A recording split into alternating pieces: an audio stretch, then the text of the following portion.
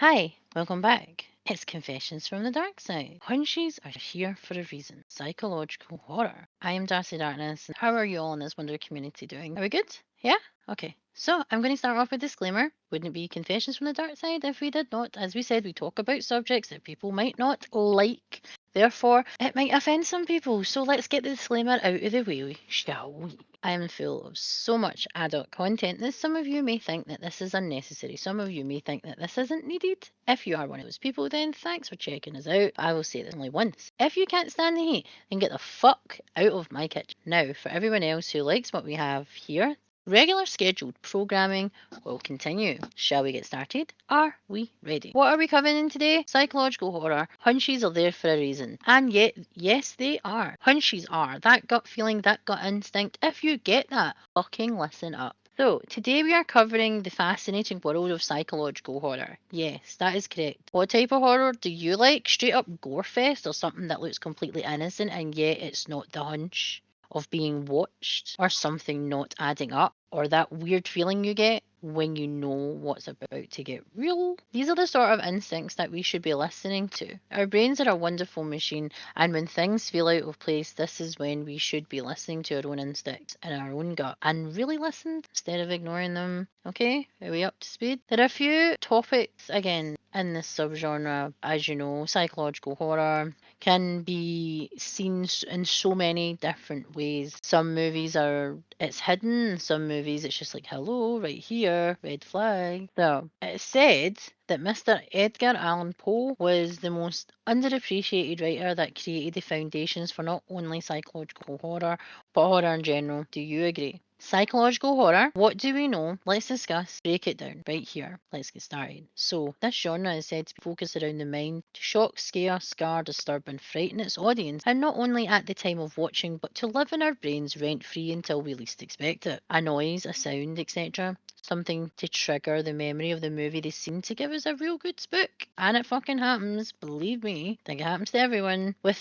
the added unsettling suspense and adrenaline that these types of movies create, they become a part of your real life, going beyond what the movie was, as our brains are smart and they're recreating scenarios where we are in the state of fight or flight, anything to survive type of deal. But why though? It can be from a memory, a trauma, an event in real life that spills over to what we are viewing, and our brains kind of make up the rest, filling in the gaps. And again, we at least expect it. We get whammied by our own thoughts that have created the memory that could partly be real and fiction, but giving a good old scare and fright that maybe we didn't need, but it still happens.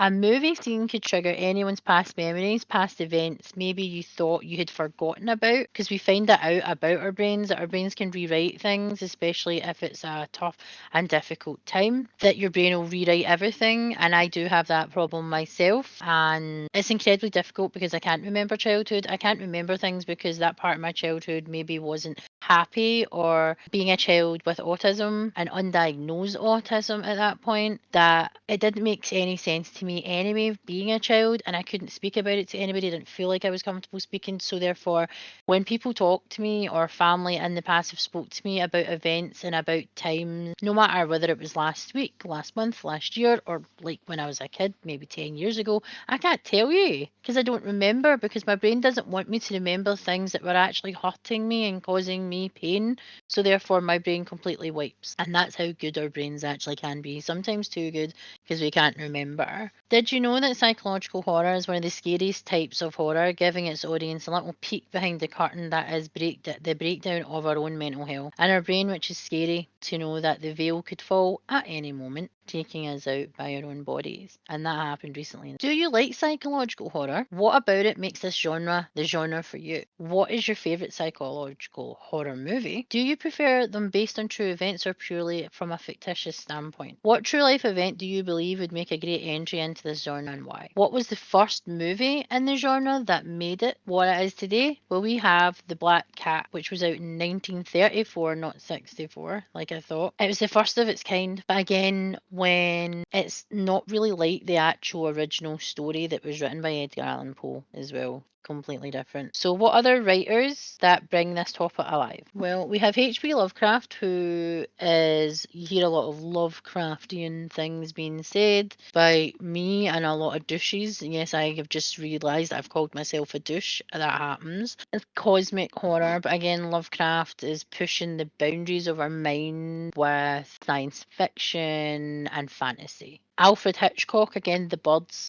Psycho.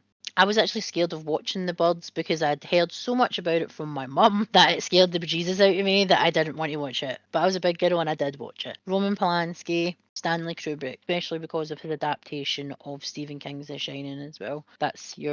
You have these amazing writers who have created stories that have been again recreated on the big screen and remade and used as inspiration. Psychological horror, exclamation point. In this genre, this topic, so many movies have been banned and branded too disturbing for us humans, and that in some countries they have never been removed from that list. Where in the creating of these movies, did the creators themselves think, where did my brain go to find this, and how did I manage to create something so frightening that you would get on the nasties list for life? So I just wanted to ask you some questions about that, and then I'm going to talk about some of the movies that are on the ban list for the type of movie that they are.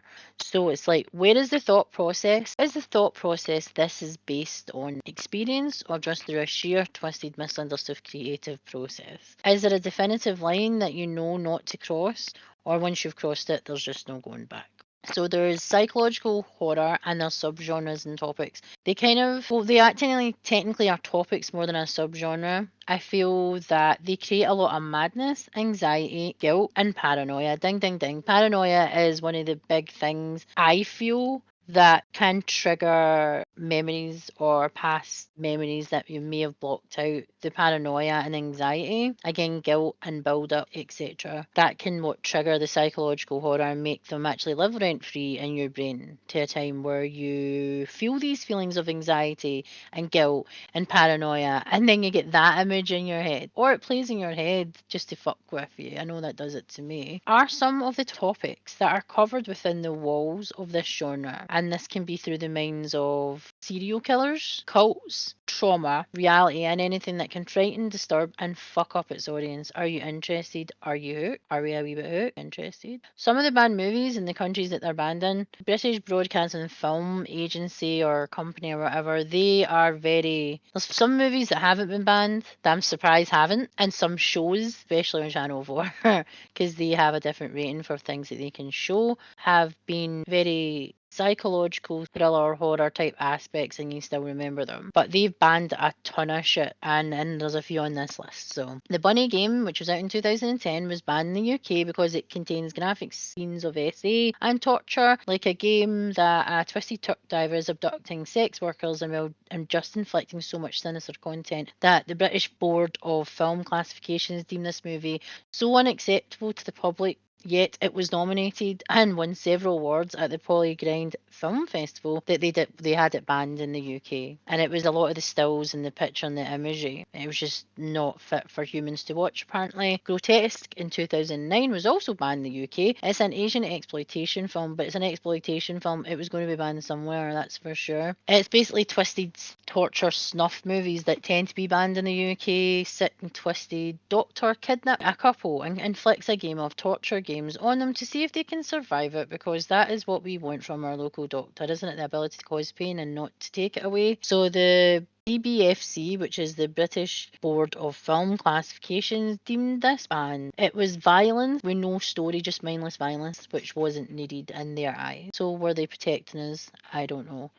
Salo or 120 Days of Sodom in 1975 was banned in Italy, Canada, Australia and New Zealand. So again, kidnap and torture again, but on a wider spectrum for wealthy corrupt Italians who decide in their infinite wisdom to kidnap and torture 18 teens and subject them to horror for 4 months. This movie has remained banned in these countries still due to the graphic visuals of extreme psychological torture, essay, extreme violence and murder. Hostel Part 2. Why the Part 2 was only banned and not the full franchise, who knows. It was banned in Germany and in New Zealand. It's an Eli Roth gem. So have you ever been triggered into going into an unknown trip? Going on an unknown trip to another country just for the sheer head of it? When you are randomly invited to a random place where you not just reset research first, kind of scope the place out, or do your own research first, before you just pick up your backpack and fuck off, into the wilderness or whatever. These films put me off. When they came out in 2007, I was 24. Even at 24, I still wouldn't have wanted to go anywhere after seeing Hostel. The first Hostel put me off going on holiday full stop, and not to trust me. I don't trust anybody anyway, but it was a wake up of don't go backpacking ever. So American female students are kidnapped. Rich people pay to have them tortured, physically and psychologically frighten them, all for their own sick agenda. But owning images of this movie apparently in the UK could be argued that's illegal too and be a crime. I spit in your grave, I was expecting this anyway. Banned in Ireland, Norway, Iceland and in Germany. So a revenge horror about a victim going after the 4 people who viciously attacked her and left her for dead because they deserved their very own taste of what they did to her. And again, an eye for an eye is very true in this sort of scenario, don't you agree? In the UK, even the original movie was re-released. They overly edited the R scenes that showed her body, still with heavy editing on the torture, etc. It was still banned. And again, this type of movie is the sort of thing that can happen in real life, so it's the way your mind works to get out of that image. And I can understand why even editing it was still banned. It was horrific. Even when they remade it, the remake was shite, but it was still a lot softer than, the original. Last House on the Left, again, one of my favourites, still something that fucking freaks me out today. It was Wes Craven's first movie that he directed, and it almost ended him before he even started his career. Aren't we glad it didn't happen? So this was banned in the UK for many, many reasons. So this movie still sticks with me and was banned on almost everywhere because it's psychological graphic details of SAR and torture, and murder.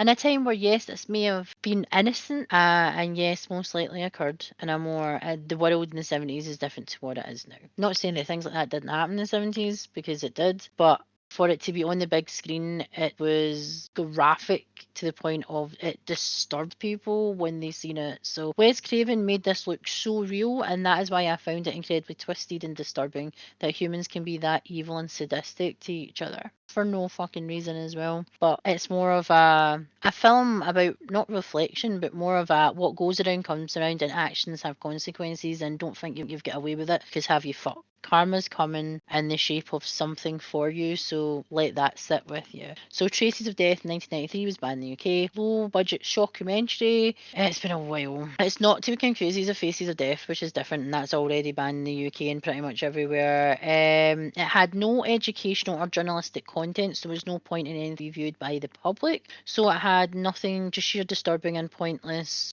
images and content, or you actually order them online. In Australia, they'll seize them and confiscate them, so there's that. Even though it's banned in the UK, it's an Australian government will confiscate them basically if they're ordered online, etc., or you have them on your person. Another one that I saw way before I should have, Cannibal Holocaust, which was out in 1995. It was banned in Italy, Australia, Singapore, Norway, Finland and the US. I'd seen this when I was 16, and I would ban my child from seeing it at 16 because I don't think a 16-year-old is prepared for that type of shite that was in it, even though it's fake. But hey, it was still plagues my brain to this day. One scene, if you've seen the fucking movie, you'll know what I'm fucking talking about. And I don't need to describe it because I'm thinking it right now and I just cannot get out of it. Fuck me, my brain.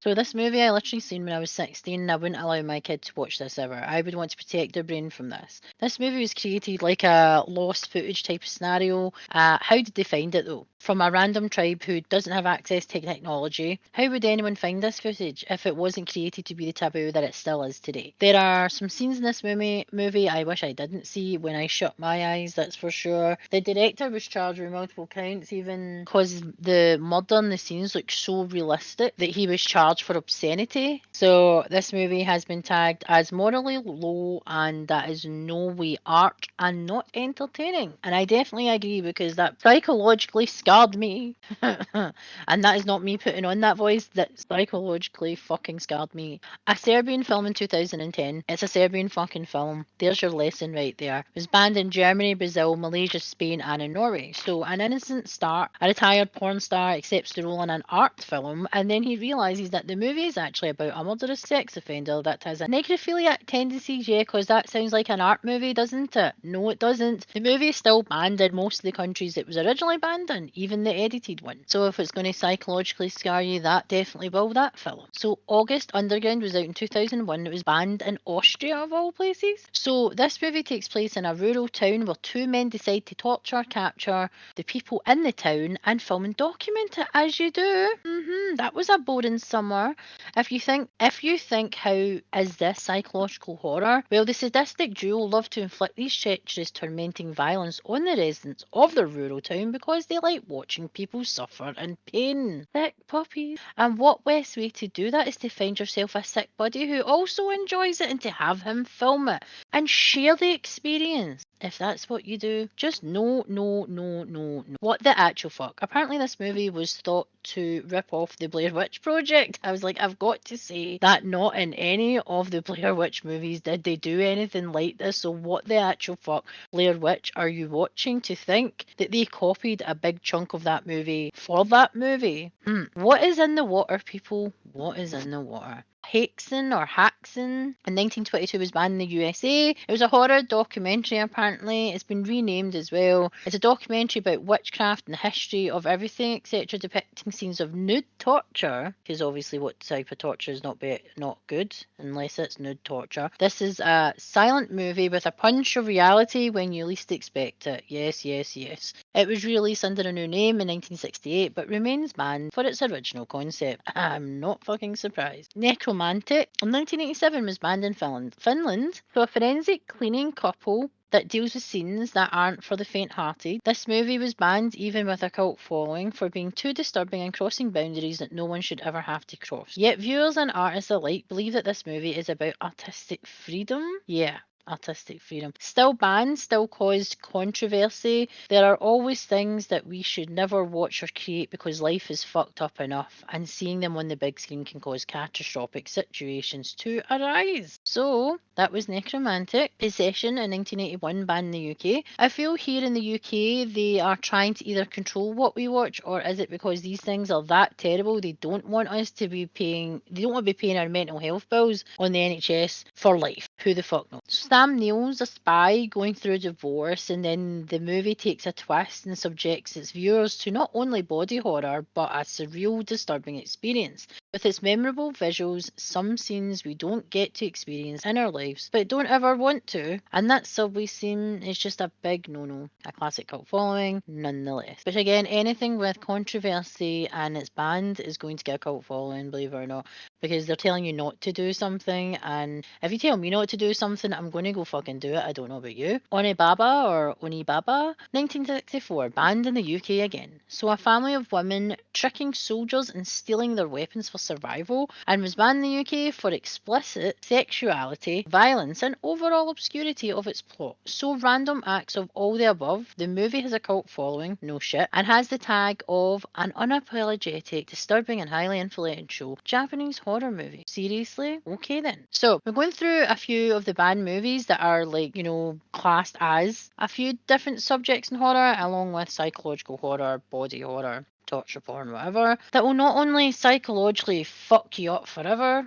We haven't even scratched the surface of the movies that are available and haven't been banned or went straight to video due to their content. Let's see what movies in the psychological horror genre and their plots that make you mentally scared, and make you think outside the box and trigger your own impulses, but do they shake us to our very core? Movies that are based around serial killers, real or fiction, come under the psychological horror umbrella, such as Silence of the Lambs. I feel that this movie is a good one to start people off with a great cast, a great story, and it shows you the deep and dark qualities of this genre and the topics for the mainstream, because technically Silence of the Lambs was a mainstream box office movie. Blockbuster, again, Sir Anthony Hopkins and Jodie Foster. Fucking amazing film. Such a good story. But it has some weird, obscure scenes that have to be in it because they're trying to trigger a psychological memory for Jodie Foster's character Clarice. So it does touch on a lot of psychological horror and memories and abuse and things like that. And it is looking for Buffalo Bill. Buffalo Bill is a serial killer who is abducting bigger ladies so he can skin them, fatten them up more, skin them, and make himself a woman suit that he puts on and dances and says the infamous line, "Fuck me, I'd fuck." Yeah. Yes, I said it. It's still weird. And every time I see that actor, I can only hear those lines, that line, nothing else. So Hannibal has actually been a storyline that has been recreated so many times, and even in a TV show, different ways of seeing who Hannibal Lecter actually was, because the books, the movies, and just the whole concept of Hannibal Lecter, they didn't scratch the surface with that film either. So if you haven't really watched psychological horror or someone who's interested in it, then start them off in something similar to Silence of the Lambs, because it will give you that feel. Even The Bone Collector as well, with Angelina Jolie and Denzel Washington, that's you getting into the mind of not only the police officer, the victims,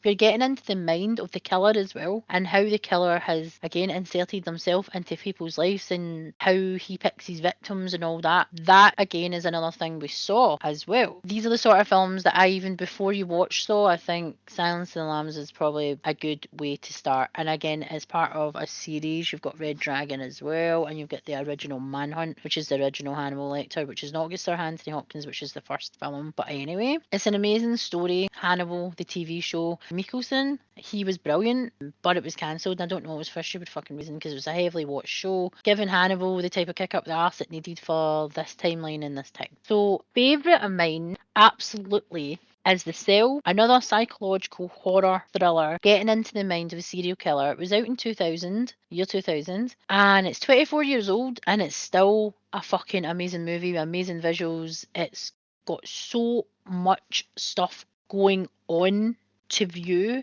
that even watching it a few times, you still find years later when you watch it, there's something else you find. Very like Event Horizon, you find out things that you, because you're so fixated on what you're watching, there's little things that slip through the cracks, and that's what I love about this film. So even though Jennifer, my acting is as bad as my music, Lopez, yes, I went there. I don't know what all the fuss is about her, but anyway, this movie is 24 years old, and it's still a huge mindfuck of a movie, where the shrink immerses herself into the killer's brain while he's unconscious so that they can better understand him and find his victims before it's too late. The movie is very dark and gothic, and in his brain it's a warped version of a fantasy and reality that has been built over his life and what he has endured growing up, and how he accepts his place in the world, and how his own world, how it has spilled over into reality. He's not living in our world, but his own, and what he does isn't wrong. It's weird. I think most people have their own way of describing this movie, but some of the costume design in this movie are breathtaking, and it's just one of those one-off movies that you have to see to believe. It's disturbingly beautiful. Would you want your shrink going into your mind and touching your playground? No, I wouldn't. They would move things, and I don't like people touching my stuff anyway. But if that technology existed, would this be something we would want to navigate through? Would we want to get into the brains of sadistic and disturbing individuals? Maybe to understand them better, or to solve the cases or cold cases or whatever, so they can shut them down for good and give people the closure, because in the right hands, yes, it's a good tool. But in the wrong hands, I think we have discussed this before. Hell on earth, destruction of everything, etc. But again, the Cell's a really good one to start with as well. Movies that depict any sort of mental break to do with the brain and mental breakdowns. We have American Psycho, Patrick Bateman. Like I said, he is a prime example of someone not living in reality and living in reality, also having a psychotic break and psychologically breaking himself down, and he's not even aware of it. In his world, everything's totally different. So you've got American Psycho. Misery, again, the relationship between writer and fan, also between captor and victim, subjecting to torture, subjecting to manipulation, and psychologically scarring the writer to do what she wants, because she is struggling with the reality of him changing the story, because he's the writer of the Misery books. And again, that's fanaticism as well. Black Swan, again, holy shit, that movie. I think I actually go into this movie. Yeah, I do. So there's Black Swan. Yep, I actually go into Black Swan. So Black Swan as well.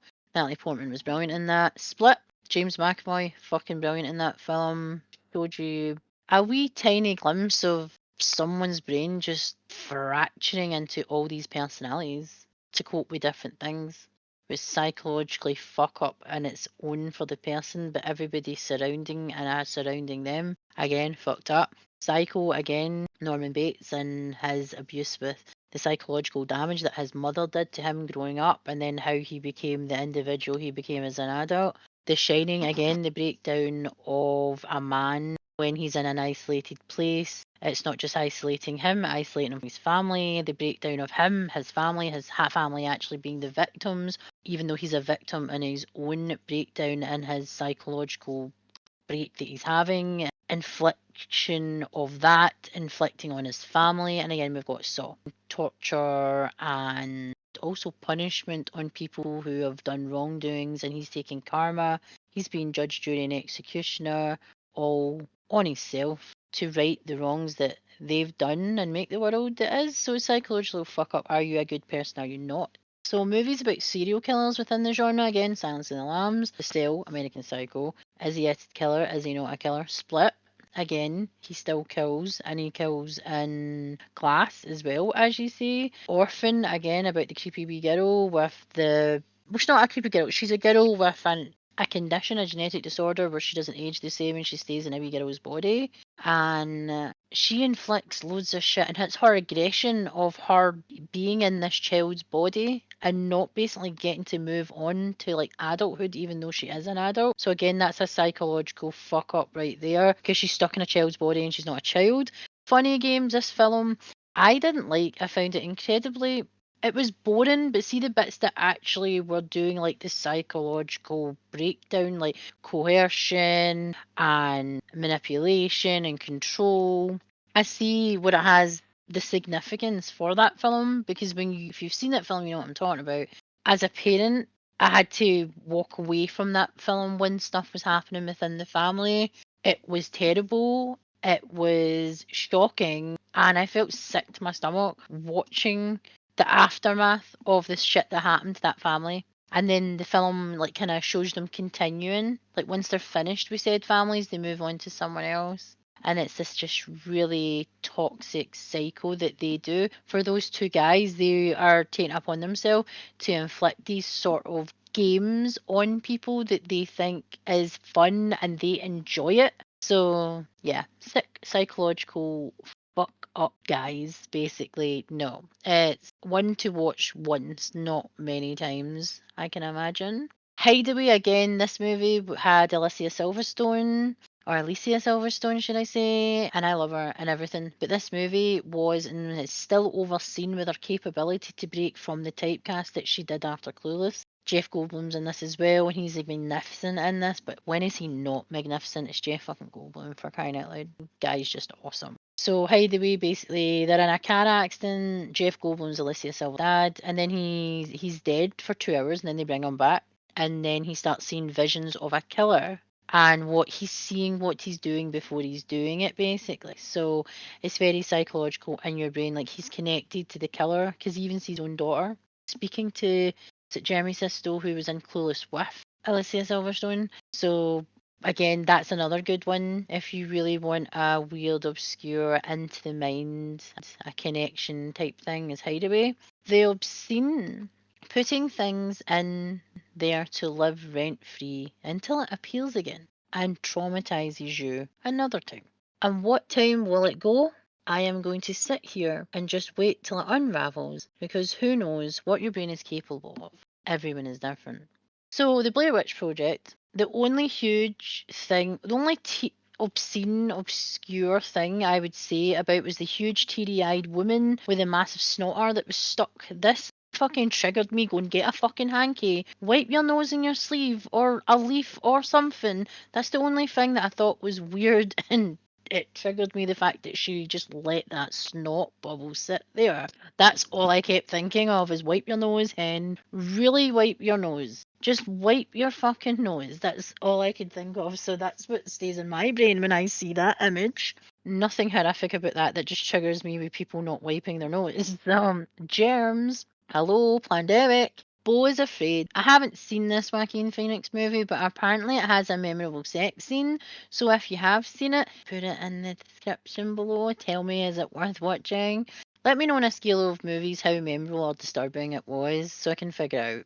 But apparently this is very obscure and obscene. Even looking at what Joaquin Phoenix's transformation is, the film he's in, every movie he's in, he has a transformation that is like, holy shit, because he's just one of those amazing method actors. Talk to Me in 2023. So if you like the linger of what is obviously the effects of drugs on people, then watch this gem. So you have teens using a passage where, you know, people before they enter the afterlife, where you've got that kind of lingering limbo, they're starting to abuse that because they've found it. What a shocker. A bunch of teens acting like teens with drugs and abusing things that they probably shouldn't and not dabble in things that they shouldn't. The drugs and the psychological horror thrown in, their death, grief, dealing with a whole bunch of emotions that not even a respectful, well-adjusted adult they would struggle with it. And then this is a movie for you, abusing the power between life and death and in between. For the inquisitive horror viewer, The Thinker. The Shining, which is a Stephen King original, but it was brought to us by Stanley Kubrick for, again, very big classic, very big memorable scenes, and is still one of the best shot horror films ever, and movies. So for the people in the back who love a good horror picture with its perfect picturesque camera angles and the scenes that look almost too perfect for horror, The Shining is for you. Not only do we see the sheer break of a man's mental health, but how this affects everything and everyone, including his family surrounding him, and how Jack went from the way Jack was to the hotel. So The Shining, Stephen King, is brought to you by Stanley Kubrick. So for the people in the back who love a good horror picture with its perfect picturesque camera angles and scenes that look almost too perfect for the horror, The Shining is for you. Not only do we see the sheer break of a man's mental health, but how this affects everything and everyone, including his family surrounding him, and how Jack went from what he was to what he is in the hotel. Or was it well written, well filmed and executed? Peace, artist expression in this psychological horror subgenre that is not only a classic one, but one of the best horror stories brought to the big screen. But it still gives movies today a run for its money, and yes, everyone has their own visuals from this movie that stick with you. What is yours? But the sequel, Doctor Sleep, was a snore and was not needed. The Night House in 2021. I repeat, do not watch this movie if you have lost loved ones, especially recently, and the people that you love the most that are no longer in your life, because I just wanted to warn you that this will not help you in your grief journey. From someone who is like a 24/7 robot, as some people have classed me as, it fucked me up. A mourning wife starts to notice things happening to her husband's projects all around her house, things he built in the property, and there are twists and memorable pictures, memories that's so twisted and obscure that makes you think. And if you're not ready to psychologically deal with this right now, then it's going to fuck you up. So please, if you're in this right now, don't watch movies like this. Watch something else. Just watch something with gore. Just nothing that makes you want to think and touch on that subject right now, because everybody's different and everybody has their own time to grieve and actually approach that subject. Speak No Evil in 2022, low budget, but hits the spot. This international gem will give you the shock you need to watch more or rethink your movie choices. Jacob's Ladder, amazing film, was out in 1990. I love this movie, it's just brilliant. It's not only comes under psychological, but also erotic thriller. Horror? Yes. The cover to this movie is really dark and sinister. I can remember it being up high in the top shelf in the video shop. I eventually did rent it out as I was older. It gives you the insight into someone who has been to war and how this changes you as a person, and how their experiences change them and how they live once they are home, and well, how your brain would process what you see in war. There is nothing to prepare you for that horror, is there? Between crazy as fuck hallucinations and apparent demonic illusions and experiences, this will give you a trip of I am alright, you keep it type thing. Still a good movie, and is what eventually became the main inspiration for the game that we all know and love, the Freakiest game, yet the movie was, the first one was okay, but the second one is shit. But you can't even swing a cat. You can't even basically walk. What I'm trying to say is when you go to Comic-Con, especially a horror con, you can't swing a cat without hitting one. There's always someone dressed as Pyramid Head or a nurse or any sort of being from Silent Hill. They're literally everywhere, and they're amazing cosplays, and the amount of people put a lot of effort in them. But Jacob's Ladder was a big inspiration for that. So Seven was out in 1995. It has Morgan Freeman, Brad Pitt, and Kevin Spacey.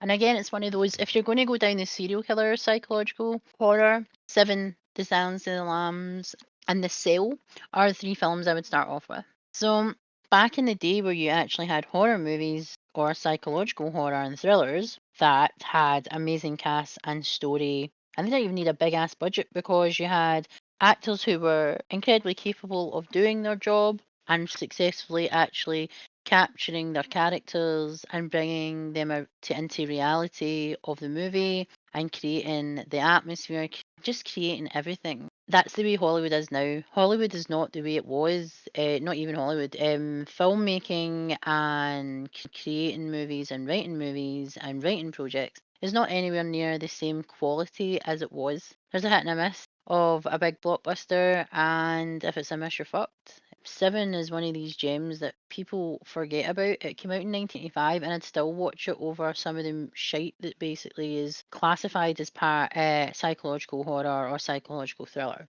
So it's about a serial killer that's going after its victims in the form of deadly sins, very biblical and cutthroat. The deaths and murder scenes are very body horror and very cruel, even though he seems to think he is his own version of justice, that he is right and he is doing what the Lord wants. No, it's never okay to take other people's life because in your eyes you see yourself as judge, jury, and executioner. It was for me predictable, but it was one of those famous memes of what's in the box. But the whole story is just mind blowing concept that even now I would watch. I miss this type of casting in a movie, all that talent backed with an awesome story that they can add to their characters, they can add to the story. They get Morgan Freeman and Brad Pitt and Kevin Spacey are again the type of actors that become their characters. They're very method like in what they do. There's movies they've been in that maybe haven't tapped into their talent or tapped into what they're capable of doing. But that's not the actor themselves. That can be the director or the writer of the actual movie or the project. They're really wanting you to go this way rather than that way. And if they've played a character that's similar to that character that they're trying to play, then they are building on what they already have. It was believable when Brad Pitt was on his knees screaming and just losing his fucking mind because his world was completely taken from him. And if you've seen the film, you know what I mean. Gwyneth Paltrow plays his fiance or missus basically, and he was actually going out with her in real life. So it's again, it was just so real, absolute terror in his eyes, the disturbing feeling of loss, just sudden loss. It was amazing. Brad Pitt was so good. Absolutely. Could go on about it forever. But if you haven't seen Seven, go fucking see it or rent it out or stream it. I'm not sure where it's available. We have Get Out, and again, we talk about Get Out constantly because, again, it was out a few years ago, but it's still out now. The concept of the movie, like I've said before, I seen it as a trailer when I was at the cinema, and it came across as incredibly racist. I looked at my husband and went, that can't be right. I said, what? I was like, huh? Because it gave this weird vibe that they were in a racist town. It was weird. It was just very obscure, different, not what we're used to, but it's, you've got to see it to believe it. You've got to see it and really take it in to what is actually happening. A lot of these movies have a lot in common where it is manipulation and control and brainwash, similar to cult-like behaviour. But it's the sadness and the devastation knowing that other humans can do this to other humans that's more disturbing, I think, than anything else. So again, I had mixed for this movie when I saw the trailer. I think it's always supposed to shock, but it failed to. Think people like myself that see things differently, very analog thinkers, but it was a good way of showing how our minds work and how they can be manipulated. If done maliciously, then what this can actually cause within our minds. This unique control and manipulation was not only sinister, but devastating in the effects it had on the poor people the town was subjecting to this. How humans can attack each other without actually physically causing it, yet can cause you to question your own self and your own actions and how this affects everything. I was totally shocked when I saw this. I have watched this so many times and it still gives me the creeps. So well done. Mother, question mark, 2017. Again, Jennifer Lawrence is in this. If you're looking for a movie that makes you think, what the actual fuck did I just watch? And this is one for you. Jennifer Lawrence is great. Seeing her in such a different role broaden our spectrum, our craft. This movie, I just was left scratching my head. Again, the tagline of tie the right strings together and you may come up with a message is an accurate description to this mindfuck of a movie. So Black Swan, I did mention in another part of this podcast, but I'm going to actually break the movie down here and describe how I took from this psychological horror. So this movie, Natalie Portman, bravo, This is a complete 360, a movie showing the actions and the consequences of how stress and pressure can take you, our body, are only capable of so much, yet we can be wonderful and amazing. But when you live in a competitive world and a competitive career surrounded by people who would take your place in a heartbeat, you must be the best and stay the best, because one foul move and you are gone and forgotten, showing a prima ballerina and all the stresses, the pressure and work to stay where she was in the height of her career to become a paranoid and unhinged thinker. People are out there to get you.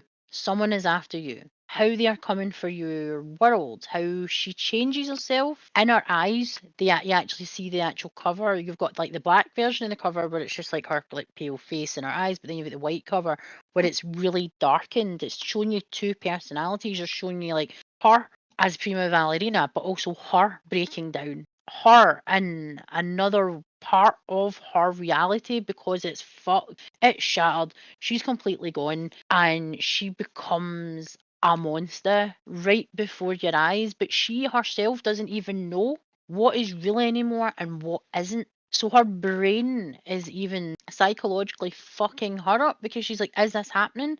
Am I imagining this? Did that happen? Am I who I am? Literally a proper breakdown happening in front of people. And she can't remember some of the things that she's done, showing you a complete psychotic break. And Natalie Portman was fucking amazing. It was, oh my God. I can't believe, when I watched that film, I was just like, wow. Because you're used to seeing her like when she was in Star Wars and things like that. And was typecasted for such a long time. And then she broke away and did this film that was just phenomenal. I don't think anybody else could play it. She was amazing. So her world would be a fast-paced rat race. And mental health in that sort of world, any sort of competitive career, is going to be damaging in some way. You will question yourself.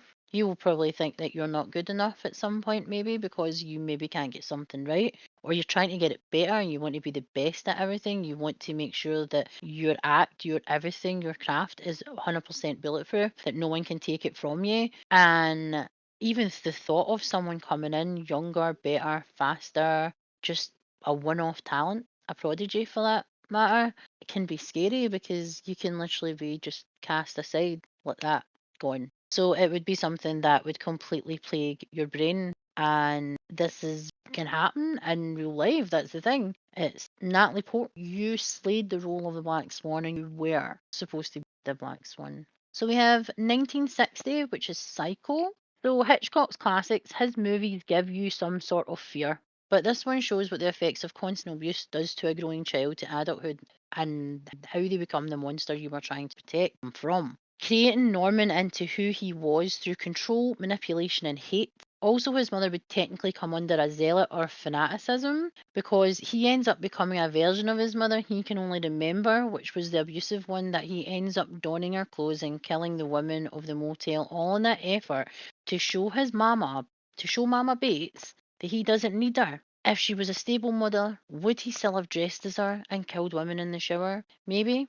But who knows how much was created by him and how much was already there. Suspiria in 2018, again, I've said that is an abstract movie for big thinkers who like to stop or be confused, because this movie can make you stop and think and also make you confused as fuck. Apparently, again, the remake is Go Fuck Yourself Up. This is a movie for you if you want to get fucked up in the head. That's pretty much what that is. Again, I've described Funny Games in 2007. Again, I'll go into it briefly again. So the movie was Naomi Watts and Tim Roth. This movie is predictable. And the things you feel are predictable are the sort of things you don't want to predict. That's the thing. It's predictable, but you don't want them to fucking be because it's that fucking sick.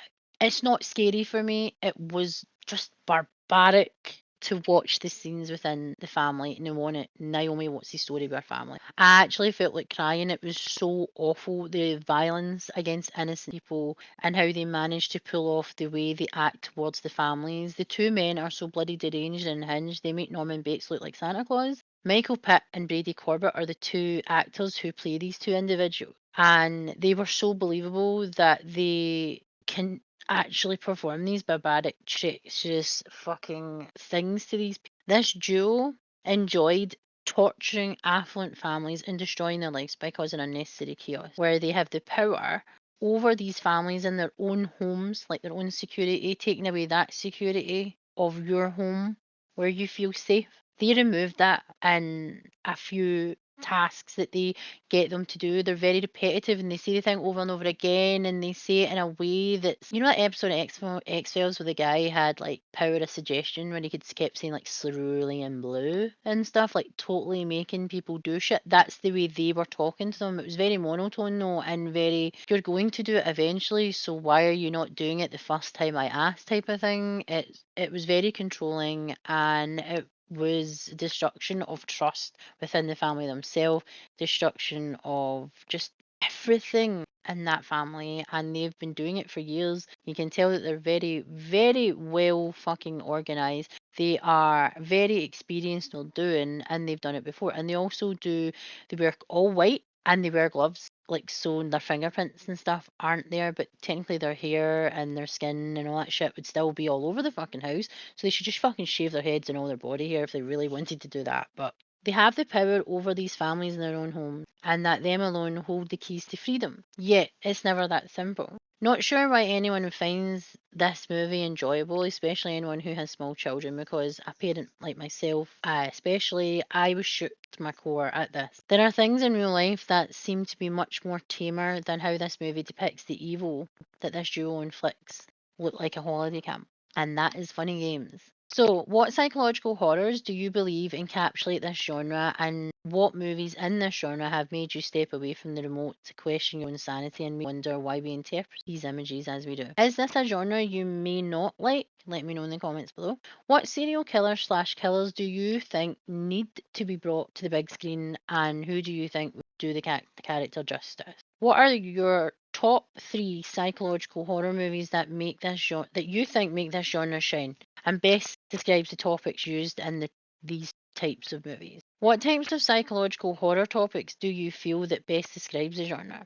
And now, if you have any answers to any of the questions that I have asked in the podcast, please comment below. Whether you're on YouTube or if you go onto Instagram, and if you want to answer any questions there on Instagram on the post, because there's always a post up on Instagram and on Twitter to show the episode that's been uploaded. If you want to actually comment there, if you've been struggling to know where to actually comment, been clarified. So if you like content like this, you go check out Confessions from the Darkside social media platforms: Twitter, Instagram, Facebook, YouTube, Amazon Music, Spotify, and Buzzsprout.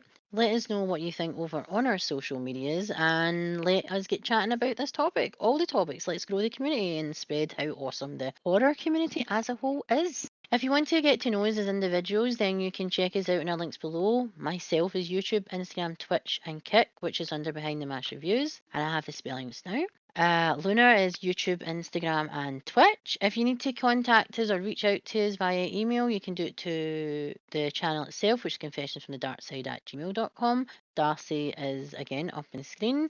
Behind the Mask Reviews @gmail.com. Luna is LunaXrising@gmail.com. If you've enjoyed this episode, remember to please give it a like, a comment, a share, a subscribe, and let us know what you think about the podcast. Is there any other subjects you think that we may have not touched or you'd like to talk to us about? Then please get in contact with us, reach out to us.